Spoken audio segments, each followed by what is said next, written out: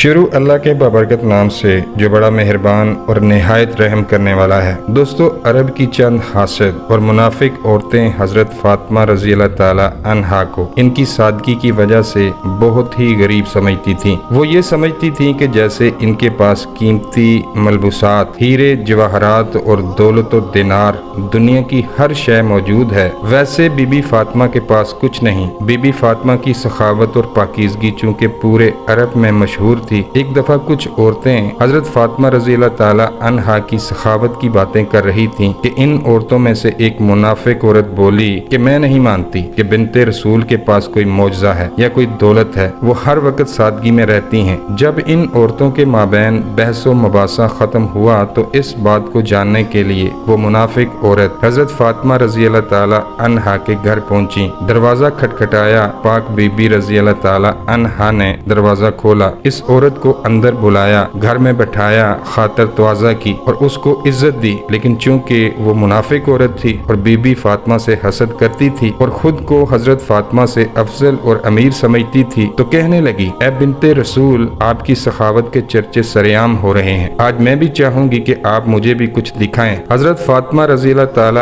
عنہا فرمانے لگی کہ اللہ تبارک و تعالی نے ہر انسان کو وہ عطا کیا ہے جو اس کے لیے بہتر ہے۔ بی بی فاطمہ رضی اللہ تعالی عنہا فرمانے لگیں، اے عورت، وہ نعمت دیکھو جو اللہ تبارک و تعالی نے تمہیں جسم کی صورت میں عطا کی ہے، ان نعمتوں کے آگے دنیا کی دولت کچھ بھی نہیں ہے۔ وہ عورت بی بی فاطمہ رضی اللہ تعالی عنہا کی باتوں پہ ہنسنے لگی اور کہنے لگی کہ میں آپ کے گھر پہ دولت دیکھنے آئی ہوں کہ آپ کے پاس کتنی دولت ہے۔ وہ عورت کہنے لگی، آپ مجھے کوئی دولت یا معجزہ دکھا دیں تو میں مان جاؤں گی کہ آپ کے بابا اللہ کے رسول ہیں اور آپ کا خاندان سچا ہے۔ حضرت فاطمہ رضی اللہ تعالی عنہا نے فرمایا کہ وہاں پر میرا مصلی رکھا ہے جس پر میں نماز پڑھتی ہوں، اس کو ہٹا کر دیکھو، تمہیں تمہاری مراد مل جائے گی۔ وہ عورت جیسے ہی سیدہ فاطمہ رضی اللہ تعالی عنہا کے حجرے میں پہنچی اور اس نے مصلی ہٹا کر دیکھا تو مصلی کے نیچے لاتعداد خزانہ، ہیرے جواہرات اور کافی سارا سونا پڑا تھا، جو دیکھ کر وہ منافق عورت حیران رہ گئی۔ وہ عورت وہاں سے ہیرے جواہرات نکالتی رہی مگر مال ویسے کا ویسا ہی رہا، بلکہ اس میں ایک رتی برابر بھی کمی واقع نہ ہوئی۔ سبحان اللہ۔ حیرت اور پریشانی کے عالم میں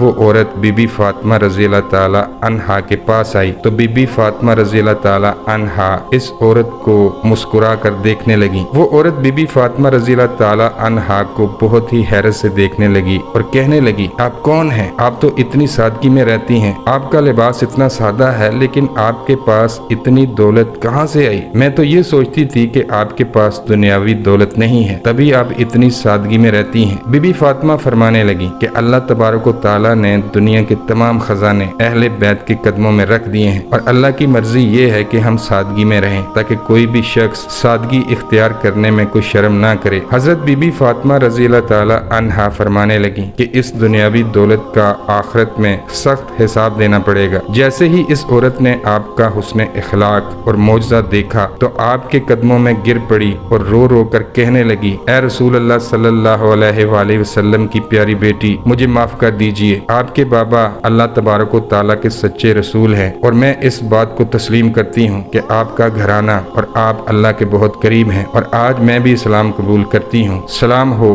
رسول اللہ صلی اللہ علیہ وآلہ وسلم کی پیاری بیٹی کی سخاوت، پاکیزگی اور حسن اخلاق پر کہ جس کو دیکھ کر کفار بھی مسلمان ہو جاتے تھے۔ بی بی فاطمہ رضی اللہ تعالی عنہا کے پاس جو کچھ بھی تھا وہ آپ نے اللہ کی راہ میں دے دیا اور اپنے پاس کچھ نہ رکھا۔ بی بی فاطمہ رضی اللہ تعالی عنہا اپنے گھر کے سارے کام اپنے ہاتھوں سے کیا کرتی تھیں، بچوں کی پرورش کرتی، گھر کا سارا کام خود کرتی اور چکی میں آٹا پیسا کرتی تھیں۔ آپ رضی اللہ تعالی عنہا ہر وقت سادگی میں رہتی۔ ایک عورت آپ رضی اللہ تعالی عنہا کے پاس آئی اور کہنے لگی کہ اے بنت رسول، میرے 3 سوال ہیں۔ پہلا یہ کہ کوئی ایسا عمل ہے جس سے انسان کے سارے گناہ معاف ہو جائیں، اور دوسرا سوال اللہ تبارک و تعالیٰ کے نزدیک سب سے افضل کون سا گھر ہے، اور تیسرا سوال انسان اور جنت کے بیچ فاصلہ کتنا ہے۔ یہ بات سن کر بی بی فاطمہ رضی اللہ تعالی عنہا فرمانے لگی، میں نے اپنے بابا حضور صلی اللہ علیہ وآلہ وسلم سے سنا ہے کہ اپنے والدین کی خدمت کرنا ایک ایسا عمل ہے کہ اللہ تبارک و تعالیٰ انسان کے گناہ ایسے معاف کر دیتا ہے جیسے آگ لکڑی کو ختم کر دیتی ہے۔ اور تمہارا دوسرا سوال تھا کہ اللہ تبارک و تعالیٰ کے نزدیک नजदीक कौन सा घर ज्यादा अफजल है, तो जिस घर में औरतों का पर्दा जितना अफजल होगा, अल्लाह के नजदीक उस घर का मुकाम भी उतना ही अफजल होगा। मैंने अपने बाबा जान से सुना है कि जैसे जवाहरात के लिए संदूक जरूरी है, वैसे ही औरत के लिए पर्दा जरूरी है। और तुम्हारा तीसरा सवाल कि इंसान और जन्नत के बीच फासला कितना है, तो मैंने अपने बाबा से सुना है कि इंसान और जन्नत के बीच 1 कदम का फासला है। तो वो औरत कहने लगी, ए बिनते रसूल, ये कैसे मुमकिन है? तो इसकी बात सुनकर बीबी फातिमा रज़ी अल्लाह ताला अन्हा ने फरमाया, ए औरत, अपना 1 कदम अपने नफ्स और ख्वाहिशात पर रख, तुम्हारा दूसरा कदम जन्नत में होगा। सुभान अल्लाह। दोस्तों, वीडियो अच्छी लगे तो वीडियो को लाइक करें और चैनल सब्सक्राइब करें। मिलते हैं किसी और वीडियो में, तब तक के लिए अल्लाह निगहबान।